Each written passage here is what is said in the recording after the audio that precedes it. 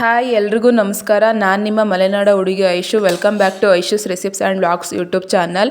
ಇವತ್ತು ನಾವು ನಮ್ಮ ಮಲೆನಾಡು ಕಡೆ ಮಾಡ್ತಿರುವಂಥ ಫೇಮಸ್ ರೆಸಿಪಿ ಜೊತೆಗೆ ನಿಮ್ಮ ಮುಂದೆ ಬಂದಿದ್ದೀನಿ. ನಮ್ಮ ಕಡೆ ಇದನ್ನು ಗೆಣ್ಣ ಅವರೆಕಾಳು ಪಲ್ಯ ಅಂತ ಕರೀತಾರೆ, ಕೆಲವರು ಚಪ್ರದ ಅವರೆಕಾಳು ಅಂತಲೇ ಕರೀತಾರೆ. ಚಪ್ರದಲ್ಲಿ ಬಿಡುವಂಥದ್ದು, ಇದು ಅಂದರೆ ಬೀಳಲ್ಲಿ ಬಿಡುವಂಥದ್ದು.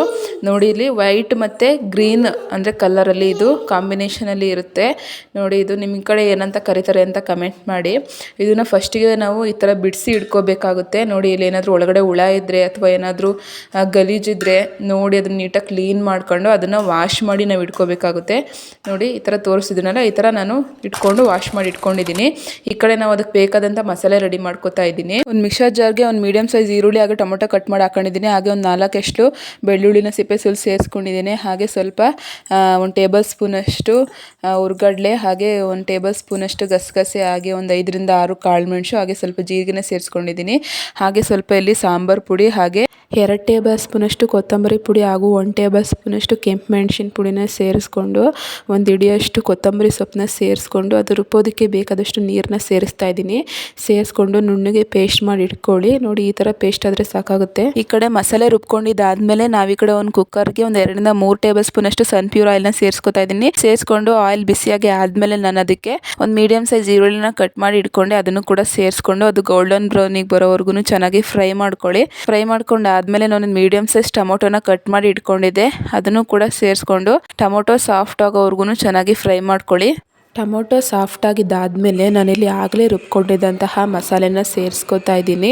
ಆ ಮಸಾಲೆನ ಸೇರಿಸ್ಕೊಂಡು ಆ ಮಿಕ್ಸರ್ ಜಾರಲ್ಲಿ ಉಳಿದಿದ್ದಂತಹ ಮಸಾಲೆಗೆ ಸ್ವಲ್ಪ ನೀರನ್ನು ಸೇರಿಸ್ಕೊಂಡು ಅದನ್ನು ಕೂಡ ಸೇರಿಸ್ಕೊತಾ ಇದ್ದೀನಿ. ಸೇರಿಸ್ಕೊಂಡು ಆದಮೇಲೆ ನಾವು ಇದನ್ನು ಹಸಿ ರುಬ್ಕೊಂಡಿರ್ತೀವಲ್ಲ, ಅದರಲ್ಲಿ ಹಸಿ ಸ್ಮೆಲ್ ಇರುತ್ತೆ, ಆ ಹಸಿ ಸ್ಮೆಲ್ ಹೋಗೋ ಥರ ನಾವಿಲ್ಲಿ ಫ್ರೈ ಮಾಡ್ಕೋಬೇಕು. ನೋಡಿ, ಇಲ್ಲಿ ಕುದಿ ಬರ್ತಾ ಇದೆ.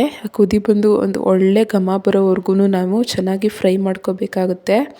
ಫ್ರೈ ಮಾಡ್ಕೊಂಡಾದಮೇಲೆ ನಾನು ಅದಕ್ಕೆ ರುಚಿಗೆ ತಕ್ಕಷ್ಟು ಉಪ್ಪನ್ನ ಸೇರಿಸ್ತಾ ಇದ್ದೀನಿ. ಸೇರಿಸ್ಕೊಂಡು ಚೆನ್ನಾಗಿ ಮಿಕ್ಸ್ ಮಾಡ್ಕೊಳ್ಳಿ. ಮಿಕ್ಸ್ ಮಾಡ್ಕೊಂಡಿದ್ದಾದಮೇಲೆ ನಾವು ಆಗಲೇ ಕ್ಲೀನ್ ಮಾಡಿ ವಾಶ್ ಮಾಡಿ ಇಟ್ಕೊಂಡಂತಹ ಚಪ್ರದ ಅವರೆಕಾಳು ಅಂದರೆ ಗೆಣ್ಣ ಅವರೆಕಾಳನ್ನ ನಾನಿಲ್ಲಿ ಸೇರಿಸ್ಕೊತಾ ಇದ್ದೀನಿ. ನೋಡಿ, ಈ ಥರ ಸೇರಿಸ್ಕೊಂಡು ಅದನ್ನು ನಾವು ಚೆನ್ನಾಗಿ ಮಿಕ್ಸ್ ಮಾಡ್ಕೋಬೇಕಾಗುತ್ತೆ. ಈ ಮಸಾಲೆ ಮಿಶ್ರಣ ಎಲ್ಲ ಚೆನ್ನಾಗಿ ಈ ಅವರೆಕಾಳು ಜೊತೆ ಮಿಕ್ಸ್ ಆಗಬೇಕು, ಅಲ್ಲಿವರೆಗೂ ಚೆನ್ನಾಗಿ ಮಿಕ್ಸ್ ಮಾಡ್ಕೊಳ್ಳಿ. ನೋಡಿ, ಈ ಥರ ಸೌಟಲ್ಲೇ ನೀಟಾಗಿ ಮಿಕ್ಸ್ ಮಾಡ್ಕೊಳ್ಳಿ. ಎಲ್ಲ ಕಡೆಗೂ ಮಸಾಲೆ ಸ್ಪ್ರೆಡ್ ಆಗಬೇಕು, ಅಲ್ಲಿವರೆಗೂ ಕ್ಲೀನಾಗಿ ಮಿಕ್ಸ್ ಮಾಡ್ಕೊಂಡ್ಬಿಟ್ಟು ನಾವು ಅದು ಬೇಯೋದಕ್ಕೆ ಬೇಕಾದಷ್ಟು ನೀರನ್ನ ಸೇರಿಸ್ಕೊತಾ ಇದ್ದೀನಿ. ಜಾಸ್ತಿ ನೀರು ಹಾಕೋದಕ್ಕೆ ಹೋಗಬೇಡಿ, ಸಾಂಬಾರು ಥರ ಆಗೋಗ್ಬಿಡುತ್ತೆ. ನಾವು ಇಲ್ಲಿ ಪಲ್ಯ ಮಾಡ್ತಿದ್ದೀವಲ್ಲ, ಅದು ಬೇಯೋದಕ್ಕೆ ಬೇಕಾದಷ್ಟು ಒಂದು ಸ್ಮಾಲ್ ಗ್ಲಾಸಲ್ಲಿ ಸ್ವಲ್ಪ ನೀರು ಹಾಕೋದು ಬಿಟ್ಟರೆ ಸಾಕಾಗುತ್ತೆ. ಫೈನಲಿ ಇದಕ್ಕೆ ಉಪ್ಪು ಎಲ್ಲ ಕರೆಕ್ಟಾಗಿದೆಯಾ ಅಂತ ನೋಡ್ಕೊಬಿಡಿ.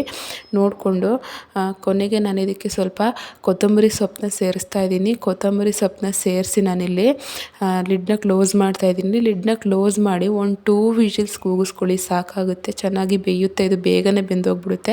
2 ವಿಷಲ್ಸ್ ಆದಮೇಲೆ ನಾನು ನಿಮಗೆ ತೋರಿಸ್ತಾ ಇದ್ದೀನಿ. ನೋಡಿ, ಎಷ್ಟು ಚೆನ್ನಾಗಿ ಬೆಂದಿದೆ, ಎಷ್ಟು ಸೂಪರಾಗಿ ಈ ಒಂದು ಪಲ್ಯ ರೆಡಿಯಾಗಿದೆ ಅಂಥೇಳಿ. ತುಂಬ ಟೇಸ್ಟಿಯಾಗಿರುತ್ತೆ. ನೀವು ಅನ್ನ, ಚಪಾತಿ, ರೋಟಿ, ದೋಸೆ ಏನಕ್ಕೆ ಬೇಕಾದರೂ ಇದನ್ನು ಕಾಂಬಿನೇಷನ್ ಮಾಡ್ಕೋಬೋದು, ಯಾವುದಕ್ಕಾದರೂ ಸೂಪರಾಗಿರುತ್ತೆ. ಟೇಸ್ಟ್ ಅಂತೂ ಹೇಳೋದೇ ಬೇಡ, ಸೂಪರಾಗಿರುತ್ತೆ. ನೀವೇ ಮನೇಲಿ ಮಾಡಿದರೆ ಹೇಳ್ತೀರಾ ಯಾವ ಥರ ಬಂತು ಅಂತ ಹೇಳಿ. ನೀವೇನಾದ್ರು ಚಪ್ರದ ಅವರೆಕಾಳು ಪಲ್ಯ ಮಾಡ್ತಿದ್ದೀರಾ ಅಂತ ಅಂದರೆ ಈ ಥರ ಒಮ್ಮೆ ಟ್ರೈ ಮಾಡಿ ನೋಡಿ ಅಂತ ಹೇಳೋದಕ್ಕೆ ಇಷ್ಟಪಡ್ತೀನಿ. ನಾನು ಇವತ್ತು ರೊಟ್ಟಿ ಜೊತೆಗೆ ಇದನ್ನು ಕಾಂಬಿನೇಷನ್ ಮಾಡ್ಕೊಂಡಿದ್ದೆ. ನಿಮಗೂ ಈ ರೆಸಿಪಿ ಇಷ್ಟ ಆಯಿತು ಅನ್ಕೋತೀನಿ. ಇಷ್ಟ ಆದರೆ ಲೈಕ್ ಮಾಡಿ, ಶೇರ್ ಮಾಡಿ, ಸಬ್ಸ್ಕ್ರೈಬ್ ಮಾಡ್ಕೊಳ್ಳಿ. ಇಂಥದ್ದೇ ಟೇಸ್ಟಿ, ಈಸಿ, ಬ್ಯಾಚುಲರ್ ಫ್ರೆಂಡ್ಲಿ ರೆಸಿಪಿಗಳಿಗಾಗಿ ನನ್ನ ಚಾನಲ್ನ ಸಬ್ಸ್ಕ್ರೈಬ್ ಮಾಡ್ಕೊಳ್ಳೋದನ್ನ ಮರಿಬೇಡಿ. Thank you. ಬಾಯ್.